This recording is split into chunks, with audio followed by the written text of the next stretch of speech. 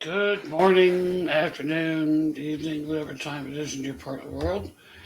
I am Jeff Thompson, and this is my author takeover of Reading Zombie. I need to quickly make sure everything is doing what it's supposed to, and yes, it is. Excellent. Okay, so um, today you may ask me anything. Anything at all. Doesn't have to be about my books, doesn't have to be about writing, doesn't have to be anything. Whatever you want, ask me questions.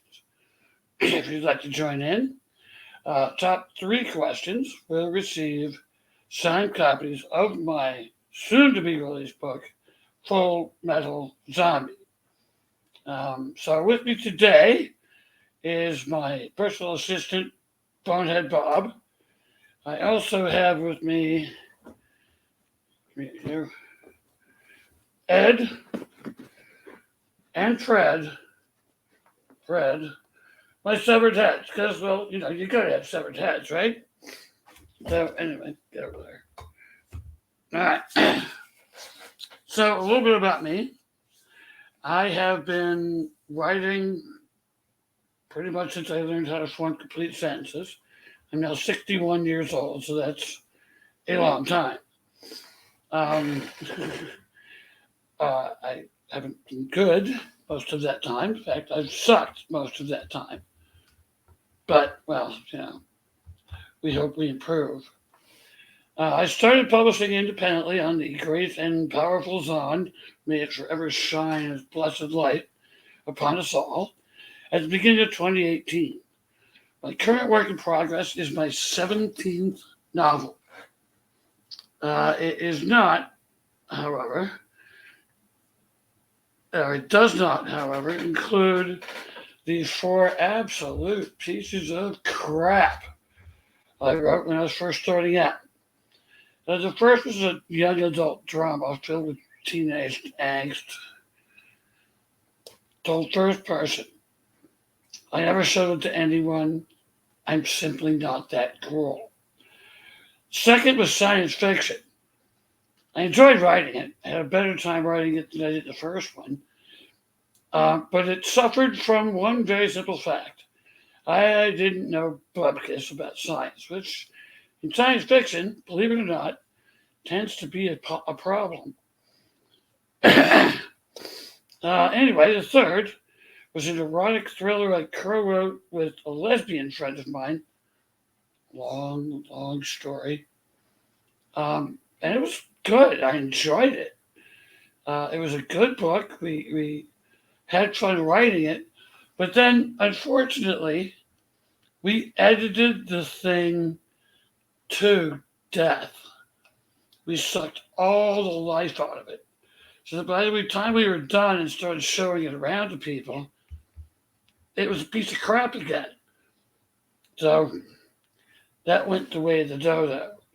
My fourth book was a post-apocalyptic story told in the first person about what would happen in the event of an eruption of a Yellowstone supervolcano. It's good. I had a great time writing it. I was much more satisfied with the results. And I even got some good feedback from some of the agents that I dealt with. One of which, the one who gave me the best advice, I think, said that he really liked it and it was very well written, but he simply didn't know how to sell it because uh, it was part post-apocalyptic thriller, part social commentary, part history lesson. It didn't fall into one category. They couldn't neatly stuff it into one box, so he simply couldn't sell it. Well, this didn't please me any, but it's okay because I ended up scrapping the first person version and turned it into a trilogy. Written third person, with the final book of which will be released this fall. Yes, you heard it here. I'm finally going to finish the trilogy. I know it's been a long time. First two books have been out for a couple of years, but yeah, well, what are you going to do? My fifth one, which was the first one that I published, was a thing called You're Never Ready for a Zombie Apocalypse. And it came about because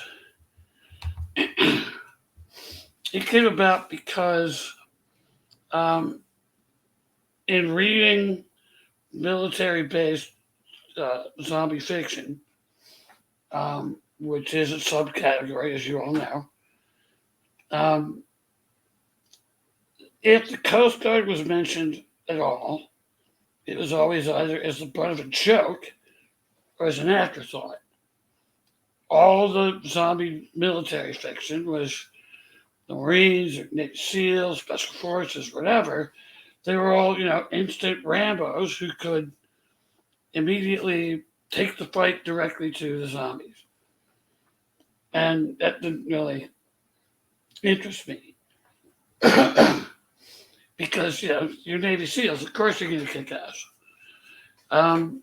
And the fact that I served for 14 years in the U.S. Coast Guard. I knew and know the people in the Coast Guard. I know what their training is. I know the kind of people they are. And for my money, if in the unlikely event of a zombie apocalypse, I want coasties watching my back. And the reason is simple. They're nuts. Seriously. I mean, they intentionally go out in hurricanes.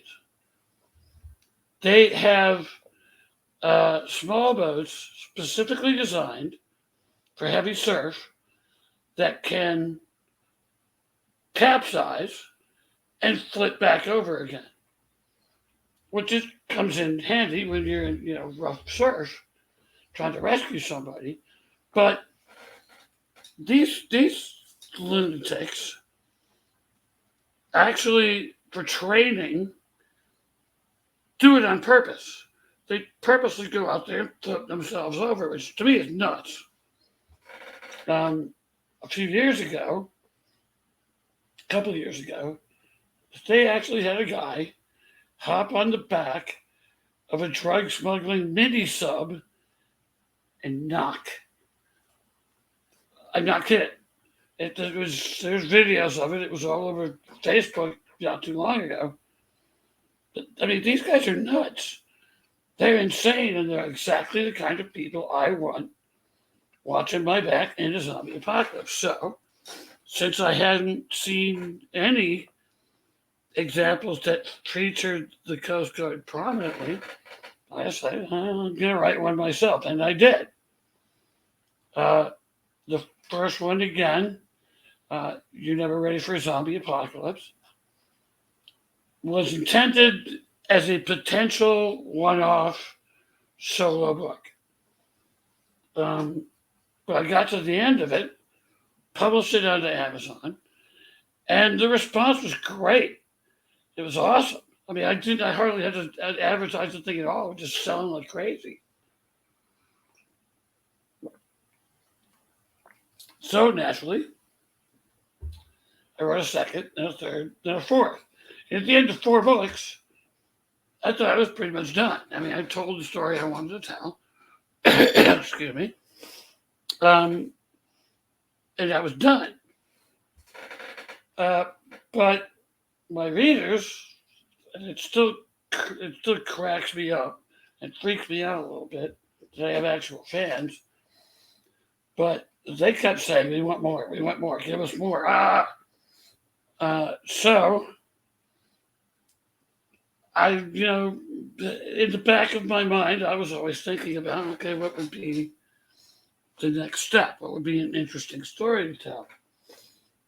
And I used to drive over the road, big rig trucks over the road, which leaves you plenty of time to contemplate as you're driving through Nebraska. Um, so the title just came to me one day. Zombies Don't Surf. I thought that's such a great title. I gotta write a book with that title. And it occurred to me that the next step, following the events of the first four books, would be for the survivors who are trying to do what they can to rescue the people in their slice of the world, which in this case happens to be the Hawaiian Islands. The one thing they needed most was more people. It's a big job, yeah, saving humanity. So the second chapter of this saga was uh, the story of the first group of recruits to go through boot camp. Now, when I went through boot camp, it was 9 weeks, plus about half a week at the beginning of it, which was called forming company. We were getting organized and, put into the company and that sort of stuff. So it was a kind of a no-brainer to split these 10 weeks into 5 books, each one covering 2 weeks. So that's what I did. First one was Zombies Don't Surf. Second one was Apocalypse Zombie, in keeping with the Apocalypse Now motif. The third was The Smell of Zombies in the Morning.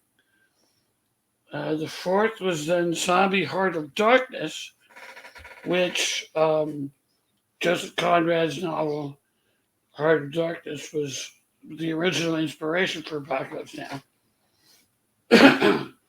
And then this final book, because I'd run out of, cool titles to suck out of Apocalypse Now, is called Full Metal Zombie. And it is the end of the second chapter. It'll be coming out August 30th. I just posted the brand new promotion for it a little bit ago. It's here on the site. And I had a lot of fun writing it. But 5 books on, that's 250,000 words. That's a lot. Nothing but zombies. So I'm going to take, after this book, I'm going to take a break. I'm going to finish the third book of the Pressure series, which is about the volcano. That'll be coming out this fall. And then I'm going to launch into a series of supernatural thrillers based in the Second World War in Europe. And it's predicated on the idea that the Nazis, particularly Himmler and to a lesser extent Hitler, were heavily into the occult. And they had this organization called the Abwehr. It was a kind of splinter group within the SS that had essentially two purposes. One was to find archaeological evidence of Aryan superiority.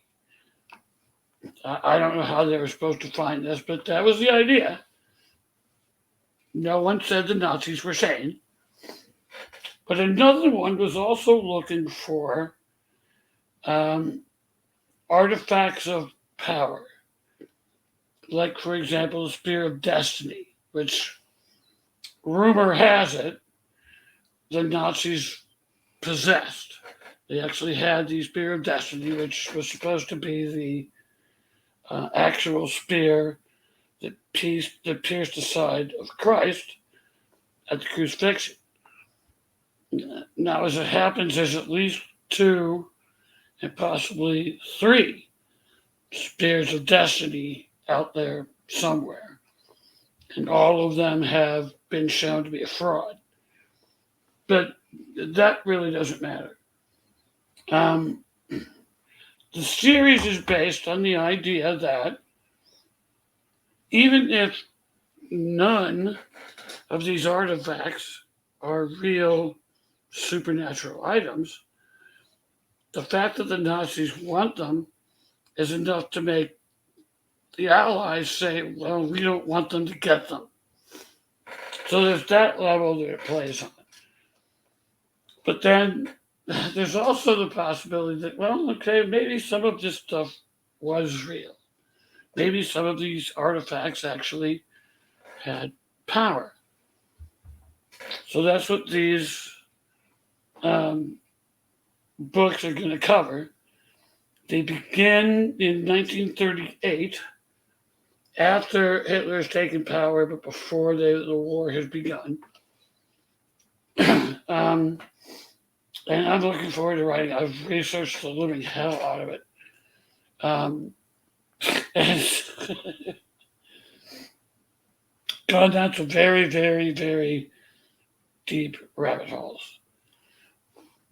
But, yeah, so what? I've had fun, which is the whole point. Okay, so, still no questions yet, but that's all right. It's early here on the West Coast, or in Vegas.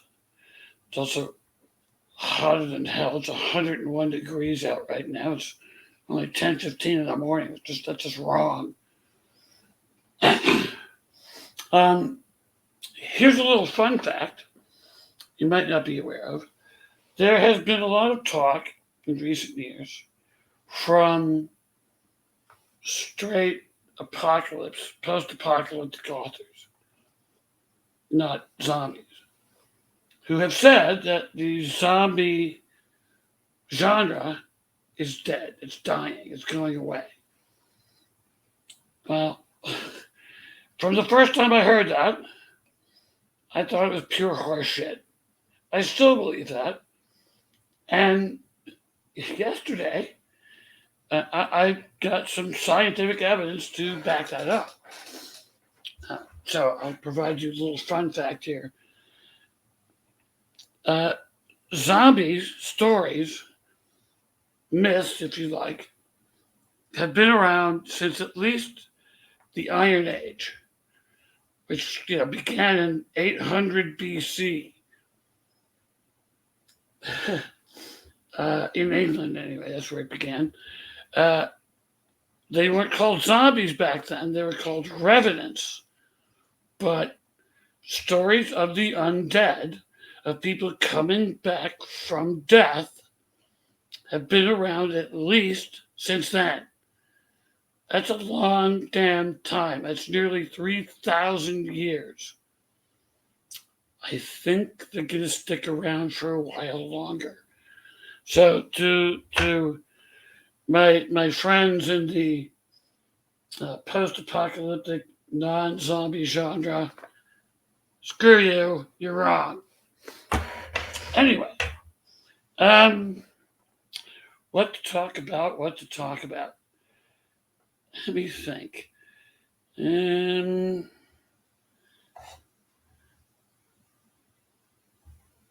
Well, believe it or not, I've run out of things to say. All right, let's talk about the writing process, what it's like to be a writer, what I go through, how I get my ideas, that kind of stuff.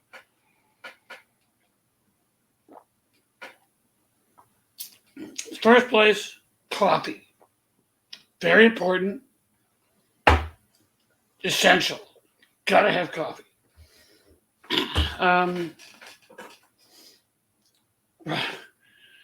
Writing is weird, and I'll give you an example of what I mean by that. The best description of the difference between a neurotic and a psychotic that I've ever heard is that neurotics build castles in the sky, psychotics live there. Well, writers do both, and people thank us for it. So that gives you an idea that to begin with, those of us who do this thing called writing are a little nuts. Some of us are very nuts. Some of us carry deadly weapons. and have severed heads. Be that as it may, um, essentially, writing is a kind of magic that happens. And I don't throw that word around loosely.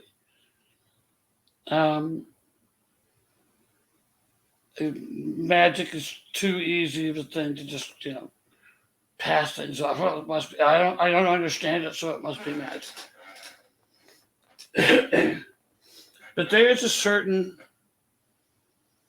something that happens when I'm writing because I don't really plan this stuff out. I know where the story begins. I know where it ends. The stuff in the middle, I don't know, figure it out. And it's not quite as loose as that because there is a logical progression of how a story works. You start at point A, where it begins, to get to point B, where it ends.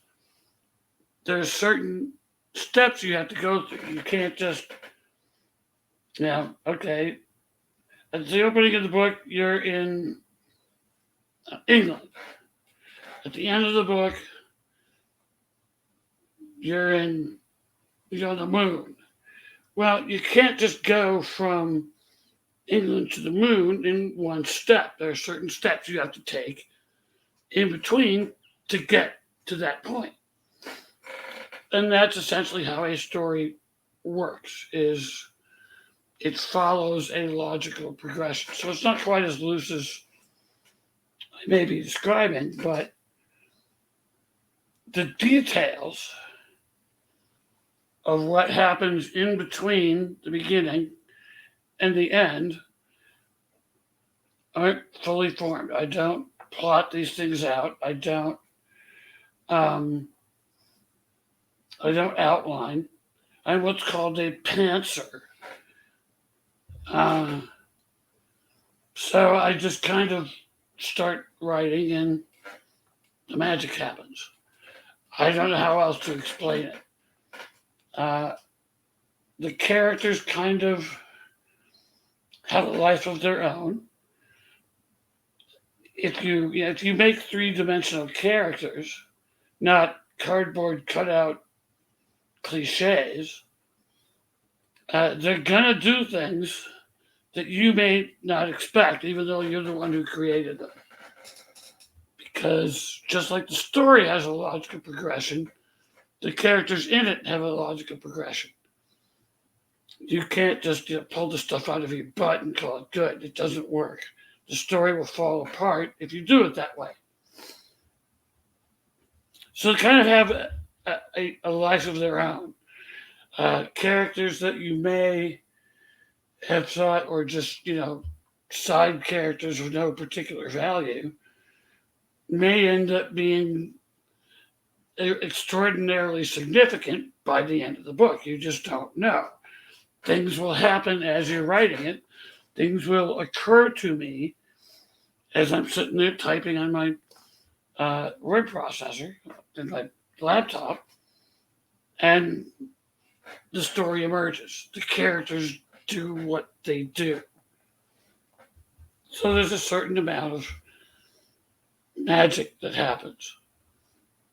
And again, it's not as free form as all that because there's the old saying, the chance favors the prepared mind.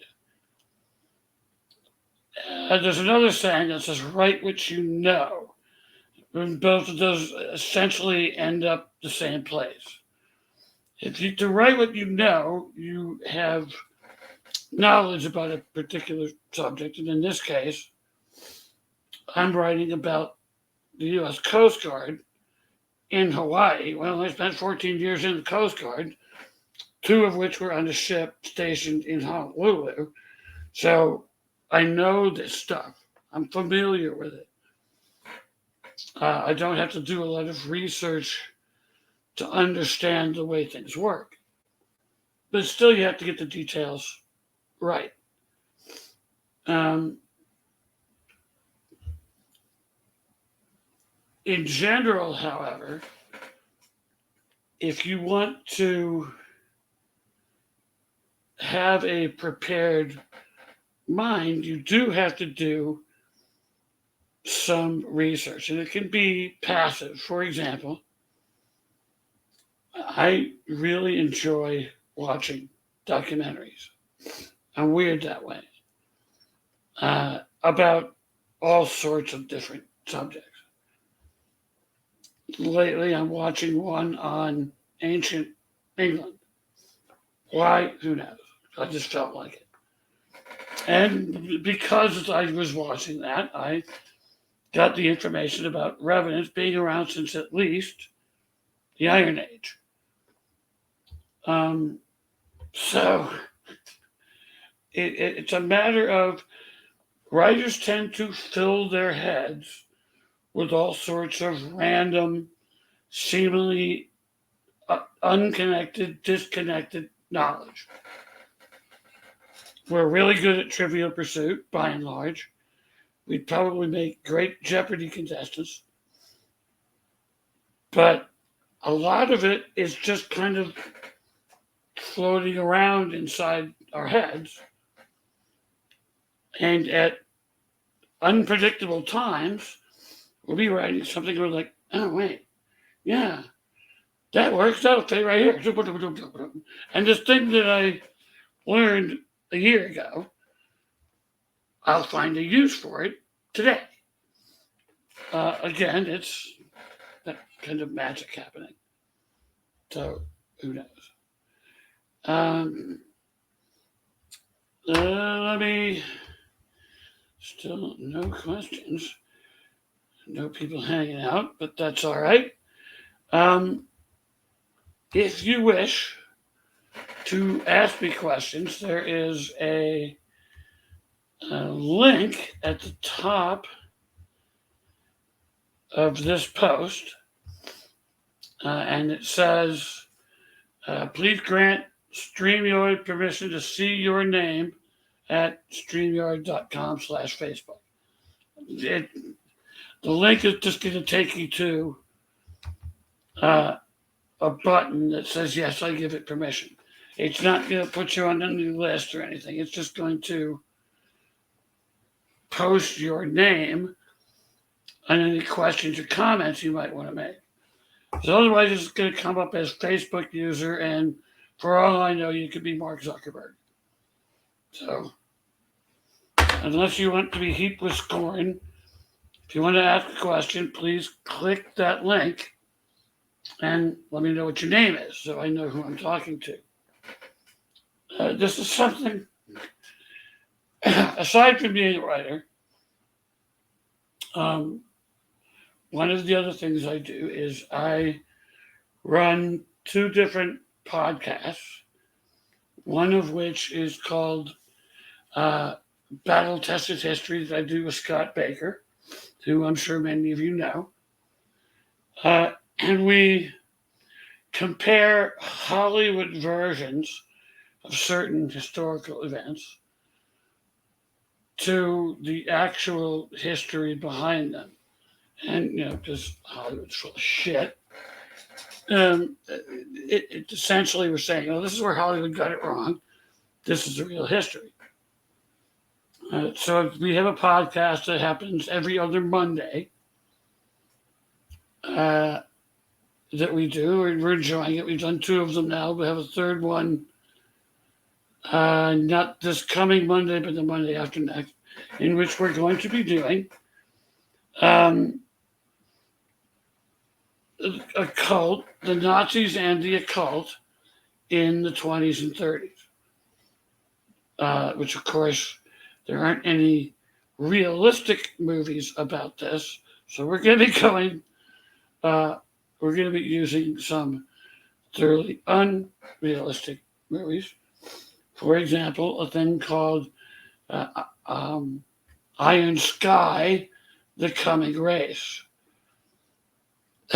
which definitely isn't realistic. But anyway, I also am the chief cat herder in the Padded Room, which is a bi-monthly podcast that I do in another group that I'm involved in called the Asylum of Fear, in which we bring together writers, indie writers, and readers, because it was based on the idea that without the readers, writers like myself and many of my friends uh, have no reason to exist. We're just killing trees. So we bring it together with these readers. And a week from today, next Saturday, we will be covering things that make you go, ew. And we have a cadre of usual suspects, which are myself, Jack Childress, Jennifer Amato, Jason Aston, Dungeon Dan Bell, Tim Brooks, and we bring in sometimes it's authors, sometimes it's readers, sometimes it's both, which is what's going to happen at the next podcast, which will be our 12th. We will have Matt.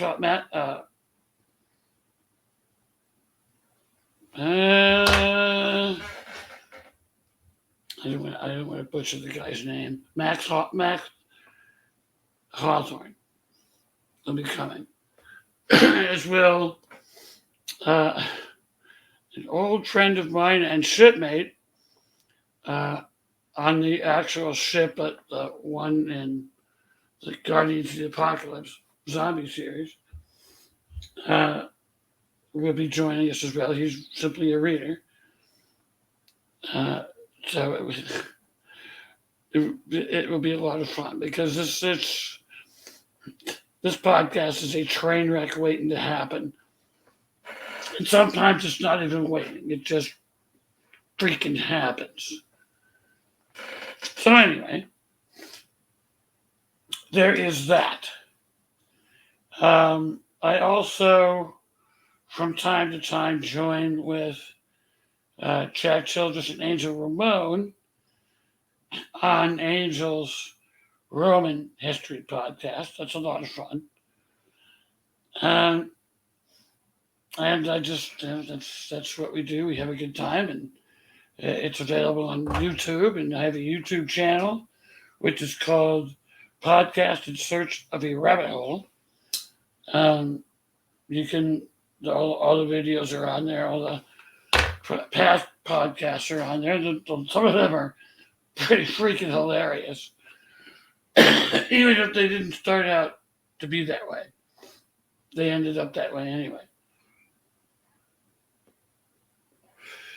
So, okay, well, we've reached roughly the halfway point in my author takeover. And so far, no questions have been asked. So, I'm going to go ahead and go off the air, and I'll post some stuff and memes and things like that. If you want to ask me a question, any question about anything, feel free. Go right ahead and do it. And the top 3, again, will receive signed copies of Full Metal Zombie when it is released on August 30th. It is available for pre-order right now. You can find me. You can find me here at Reading Zombie because I pop in and out from time to time. You can find me in the Asylum of Fear. You can find me on YouTube again in Podcast in Search of a Rabbit Hole. I also have a author page on Amazon. It's Jeff Thompson. Please make sure you spell the name right. THOMPSON. SON. There's no P in there. And all of my books are on there. um, Let me think. Anything else? Anything else? I'm on Twitter at uh, J Thompson 2021.